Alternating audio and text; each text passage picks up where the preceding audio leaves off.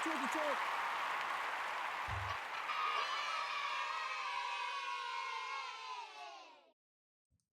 Double the kids. Y'all pressed the wrong button. I tried to make it laugh. And I'm pressing double the kids. Hey! Like kids cry, happy everywhere. All kids happy everywhere. All right, so look, man. Today's episode, we're going to be diving into, is this Drake's reborn? And once Drake, how can Drake rebrand himself after this whole thing? You know what I mean? Because this is not looking good for him. So before I get into that, I got to get his legendary spiel. This is Talk. If you like the content, please consider subscribing. If you're new here, let me work for your subscription today. All the beautiful single sexy ladies, put one in the chat. All the fellas, y'all know to find the ones that just don't harass them. I don't sell no merch, but I do have content absolutely free. But if you want to leave a donation, link is in description. Cash App, no more PayPal. They call me the Hidden Gem. I went from 1,300 subscribers over 13, 14, 15, 16, almost 17,000. And yes, I am the king of the north. Let me know what kingdom you from. I'm going to try to do a live every Friday to talk to y'all about, things that happen throughout the week. So be on the lookout for that. You know what I'm saying? And all that good stuff. So, all right, man. So let's get it, man. All right, man. So let's get it, man. You already know, link's going to be in the description. Let's go. The conversation surrounding Drake hasn't been normal for over a year now at this point. And honestly, when you really start to think about it, it probably never has been very normal. It's always something super opinionated or something somewhat controversial. My top 5 is Drake. I never put my hands on a woman, ever, unless she says something about Drake. If Drake's new album was titled Some Shitty Songs for You, at least he'd be being honest. You got on a Dada shirt with shorts and Timbs and striped socks. And like, why are you looking back at Ross and Khaled like that? You know what? You know why he was looking back like that? Because Ross and Khaled were really laughing at him and talking about him. And Drake's used to people laughing at him and talking about him behind his back from high school. So that was the who's laughing at me post. I hear y'all laughing at me. Y'all supposed to be my friends. But for the sake of this video, I'm going to raise a question that I think is important to the overall dialogue surrounding Drake. And that is, where does... Before he continue, I think some of those clips are definitely something that I agree with. Some of them, not all of them. The thing with top 5, my top 5 is Drake. Like, all right, academic, sit down somewhere, please. Like, cut it the fuck out, nigga. Like, go sit down, bro. And I definitely think that it's a lot to talk about in this whole topic. So let's see what he got to say. His art go from here after something so big happening in his career? Drake has been on top forever at this point, and something as cataclysmic as the events that we watched in the 2024 beef with Kendrick Lamar is something that is going to have ramifications, especially on the loser side of things. And if Drake really is still dedicated to being an all-time great, or the GOAT as he likes to refer to himself as, then we should see a renaissance. What's good, YouTube? It's Justice. I used to be paying. Today I'm back with another video, and in this video I'm going to be talking about Drake and where his art goes from here. But before I get into that, make sure you leave a like, comment, and subscribe. Do all those things. It helps me out a ton. Drake has always been championed for vulnerability in his music, especially early on in his career, oftentimes to the point in which people would start to make fun of him because he... All right, so let me give y'all a little history lesson before he go on. The only reason why Drake is championed for vulnerability is because of Joe Buttons. Drake is Joe Buttons if Joe Buttons was to be super successful as a rapper. Not anymore. I'm saying back in the day. I'm saying back when Drake did his first album, second album. He definitely took inspiration. I'm not going to say he ripped Joe Buttons off, but he took a good portion of Joe Buttons' emotional and upfront style and ran with it. He magnified it. He put more eyes on it. But 100% Joe Buttons was an influence to Drake. That's 100% facts. 100% facts. And that's why he's vulnerable. But I think he grew out of that vulnerability. was too emotional as a rapper. He shared his feelings too much. He was too vulnerable. But over the last few years or so, I feel like Drake has gotten a little vapid in that department in terms of sharing his emotions on his tracks. Like, don't get me wrong, he is sharing his feelings, but more times than not, it's very shallow. Like, you're typically getting three emotions, or three feelings, I should say, not emotions, three feelings that Drake is portraying in his modern music over the last like 5 years or so. It's how he can't trust anyone, he doesn't have any rapper friends or doesn't have any friends in the industry, and how he can't trust the women that he's trying to court and trying to have a relationship with. You get Now, I'm glad he brought that up. That's his fault, though. Everything that Drake has done is his fault. He created all these scenarios. He is the one that planted all these landmines, and now he's blowing up in his face. He did all this. Nobody else, it was him.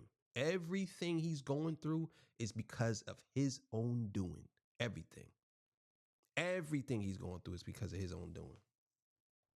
some mixture of those three feelings throughout all of modern Drake's music at this point. And don't get me wrong, those are good foundations for songs, but after a while it just starts to feel stale, especially coming from a guy who, like I said, was very, very vulnerable with pretty much all of his feelings in the earlier stages of his career. And the only real emotion that I've felt from Drake's music over the last few years or so, in my opinion, of course, is spite. Now, spite isn't a bad emotion to make music with. Honestly, it could be a good to great emotion to make music with, but it's very shallow spite. It's not something that's deep rooted. It's not something that really has a lot of substance to it. It's, you know, that girl did me wrong, fuck that bitch. That girl went back to her ex, fuck her ex.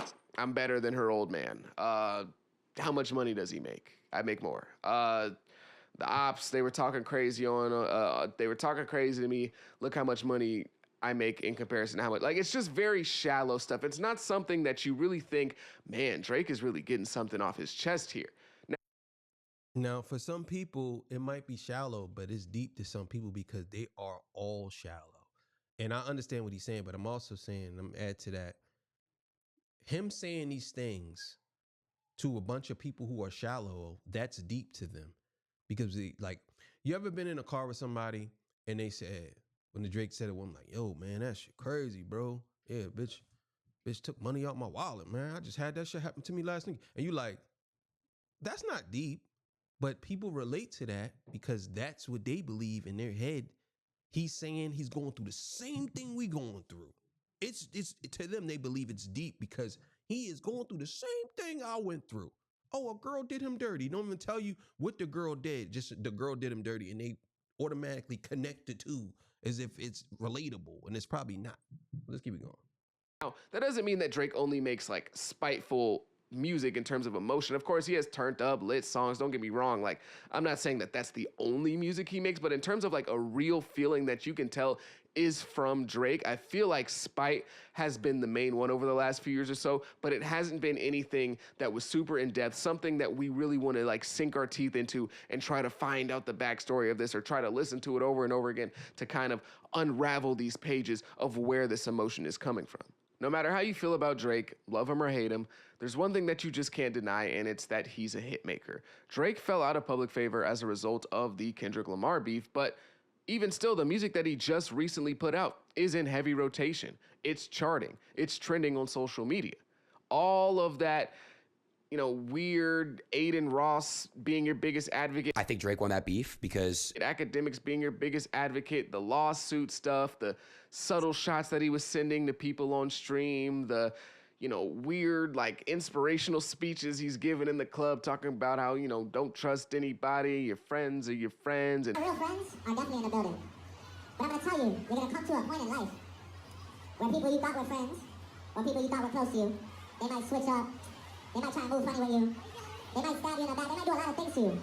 You'll come to that realization, wherever you're at in life, you probably been there and you'll be there again, that's how life is. But look, sometimes it's you and you alone by yourself. The, you know, the jacket with the bullet holes and the smoke coming out of it, all of that, nobody cared about any of that. Nobody cared about any of that, and that didn't bring anybody who wasn't on Drake's side over to Drake's side or even make them feel like sympathetic towards him. The one thing that everyone... I mean, I could kind of agree with that. Nobody really didn't care about all that stuff. I think that people want... I think Drake is in a position where people just want him to shut up and make hits.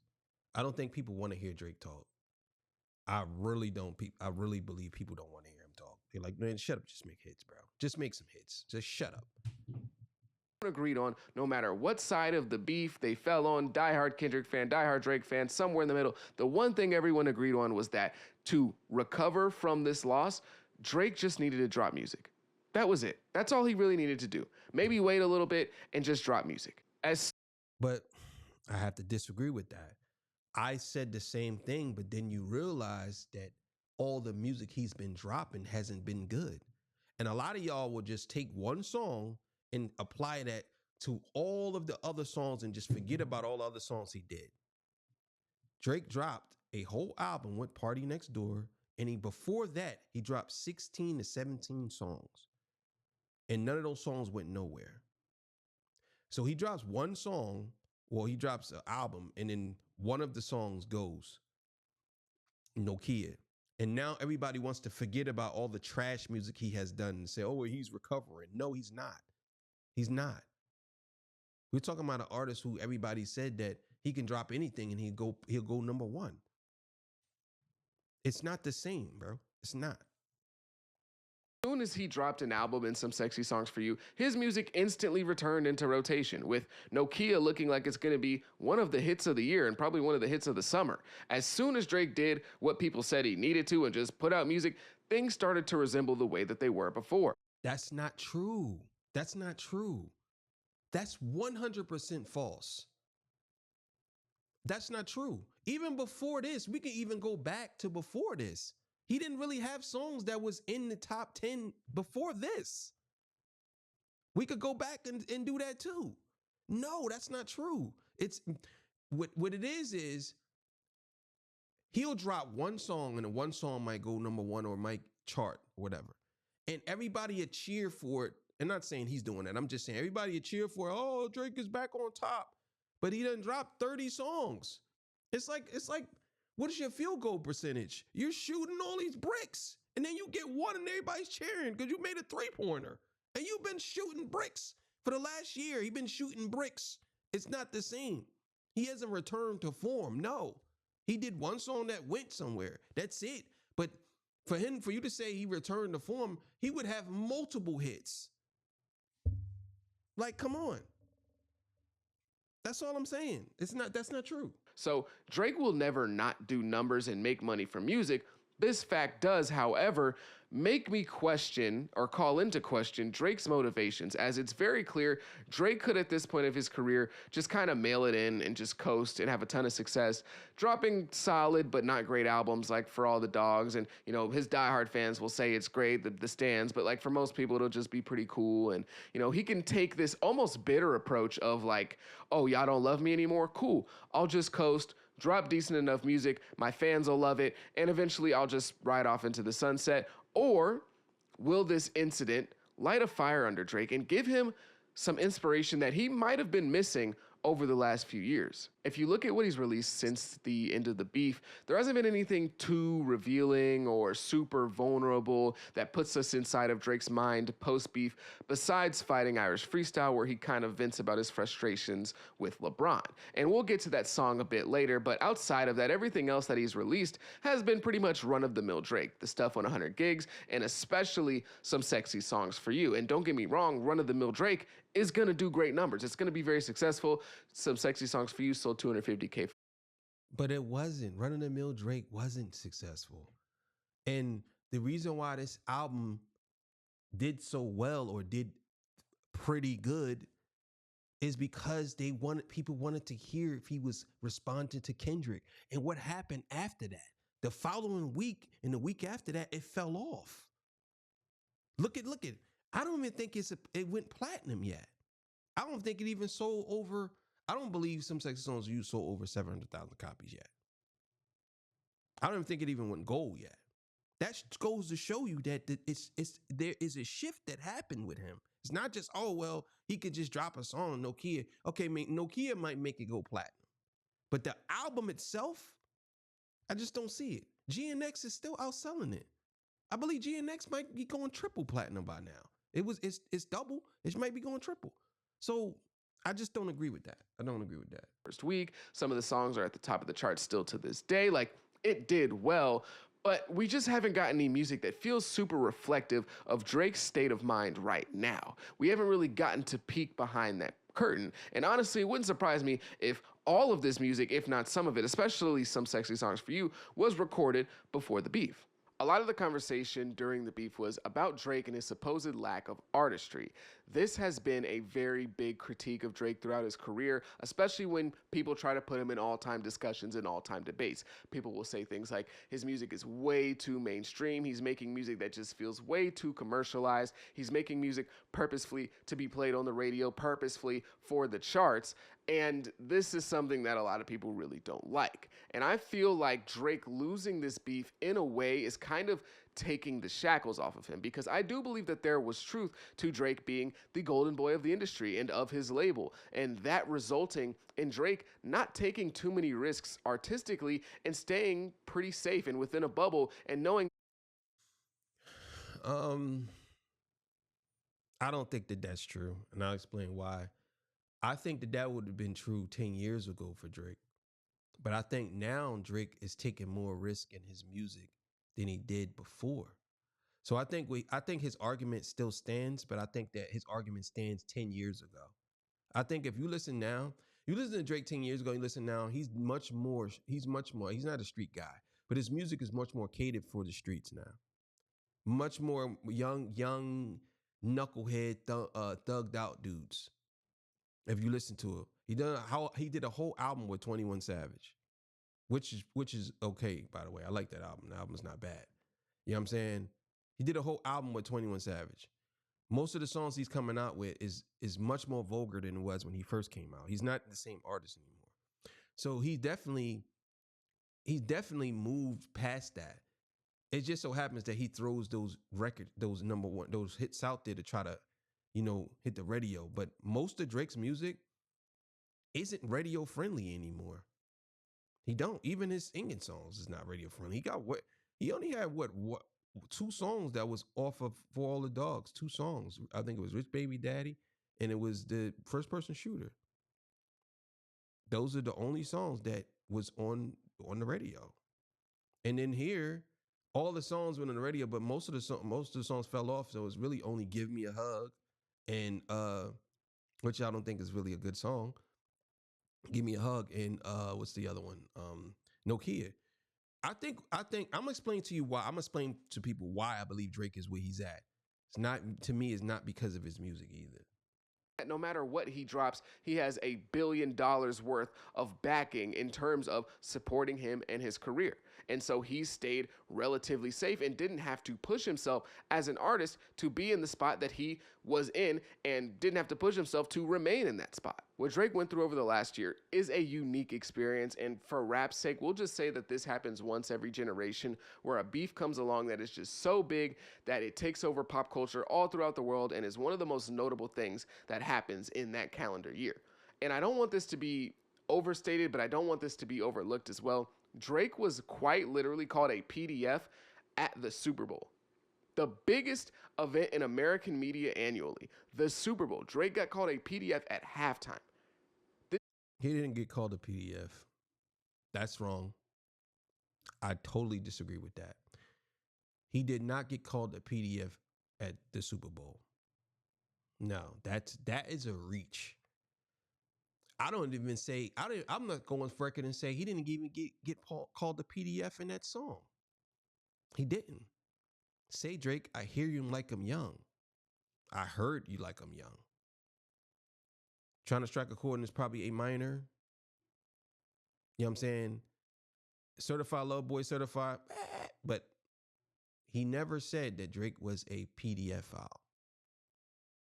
He said, Baca got a rare case. Why is he around? Certified Lover Boys. So if you want to be technical, you could push that more towards Baca than actually Drake. Now, we all know, but at the same time, he was never called a pedophile. Not one time. This generational beef, this crazy world taking over beef, he was on the losing side of it.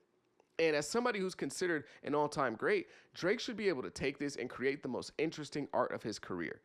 For sure the most interesting over the last. But the reason why he can't, because he's not an artist.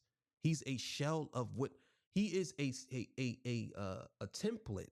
He's not an artist. He's basically something that people work on. This is the reason why all his music right now is not good, because he needs someone to do it for him. That's just what it is. Let's be honest here. The reason why Drake is not as successful or not really doing as well is because nobody's helping him no more. That's what it is. No one's helping him. That's why all of his music on for Some Sexy Songs for You all sound the same, and it all wasn't that good. All wasn't that good. This is what I'm saying.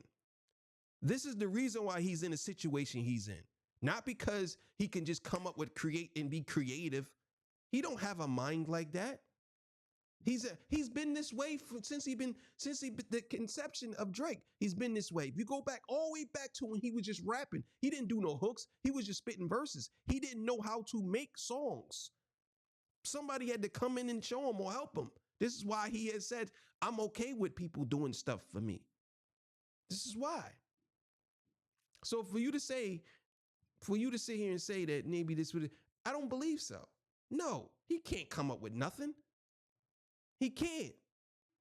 He's gonna need somebody to sit down with him and do an autobiography with him on raps and in the rap world. That's what he needs. Because he's not gonna be able to do it. That's just my opinion. I don't think he's gonna come out with something that is groundbreaking. He has all this time. Since Views, he hasn't done nothing that's been groundbreaking. Nothing. And all the songs that he did do that went, they are not even rap songs. Like, we are arguing over Hotline Bling, which is not even his song, by the way. Tootsie Slide, not even his song, by the way. One Dance. We're arguing that this guy is one of the best off of One Dance. I need a one dance. As a hip hop artist, One Dance? Come on, bro. Come on, bro. 5 years at least.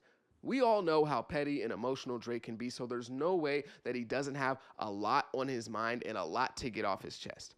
Just look at Fighting Irish Freestyle. Drake unironically makes his best music when his feelings are hurt. When Drake feels that hurt and he uses his tracks to vent is when he creates a lot of his best work. If you check For All the Dogs, his last solo album, he only has one track that you can even start to compare to Fighting Irish Freestyle in terms of how he's rapping, and that's 8 a.m. in Charlotte, which is a timestamp record, but even that record, you can't even compare to it because of the emotion that's in Fighting Irish Freestyle. And he doesn't rap like this or put this type of real emotion in his music because it just doesn't make as much money as a song like Rich Baby Daddy. And don't get me wrong, I love that song, but you get the point that I'm trying to make there. And he just also hasn't felt the need to. He just doesn't feel challenged. You just don't see that fire under Drake's butt anymore. Public humiliation of that gratitude and brutally losing in the court of public opinion can make or break someone. And if Drake is the artist that he says he is, this should be the greatest motivator of all time. No matter what anyone has to say. But that's the thing. He's not the artist that we are sitting here talking about. He is a template. He's not an artist. He can't do these things. This is why he hasn't come out with anything great. He can't do it. There's nobody around him to help him no more. Like, if everybody was still around Drake when he did Scorpion after the beef, everybody was still around him. He did some good stuff, right? I don't really like Scorpion that much, but let's just say he did some good stuff, right? But at the same time, like, come on, bro. This is the reason why he's not going anywhere. That's all I'm saying. Let's keep it going.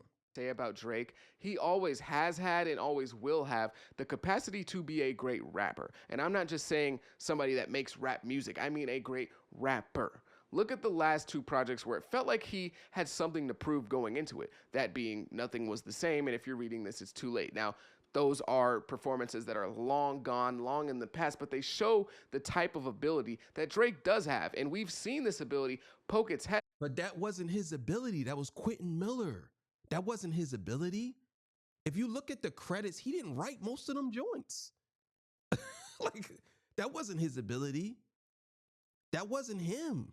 That was somebody else. I'll put it to you like this. You know Kendrick Lamar is good because Kendrick Lamar, you listen to Good Kid, Mad City, you listen to Pimp a Butterfly, you listen to Damn, you see the progression, you see how he attacks the music, Mr. Morale and the Big Steppers, GNX, you see where it's at. With Drake, after he lost certain ghostwriters and people, you see his music go like that. Just like that. Let's keep it going. We're gonna end this real quick. Out on these timestamp records over the years. So it's not like he's completely lost this ability. He just really needs something to pull it out of him. Now imagine the rapping that we got from Drake on those projects combined with everything that's happened in the last year or so. And shout out to the sponsor of this video for today, Flow Culture. All right, we're gonna end it there. Yeah, link will be in the description if you want to finish watching what he has to say. But like I said, I don't agree with that. I think Drake has reached his pinnacle, and I think that everybody that helped him, he burned them, and I don't think that he's really out here trying to be. I don't think he has the capacity to catch a Kendrick right now. No, I just don't think that and I think that that's what Kendrick was hoping, that they go song hit for hit, because Kendrick he said, well, how many stocks I really got in stock? 1, 2, 3, 4, 5 plus 5. And I know Drake, Drake at this point, and let's be honest here, and a lot of y'all might disagree with this, Drake can't make hits like that no more because he don't have the people, the hit makers to help him. Look, he just dropped a whole album, and only 2 of the songs barely made the top 10. The others, when he dropped it, they all went in the top 10, obviously. But if you think about it, they only barely made it. So I'm just saying, at this point, what can you really say? To me, I just don't think that Drake can make hits like he used to. I think he's washed. That's my. So, all right, man. Thank y'all for joining me. I appreciate y'all. I'll see y'all. Peace. Bye. I'm out of here, baby. Time to go get something to eat. Look at this. What is the thing at? There it is. Right here. Hey, see y'all.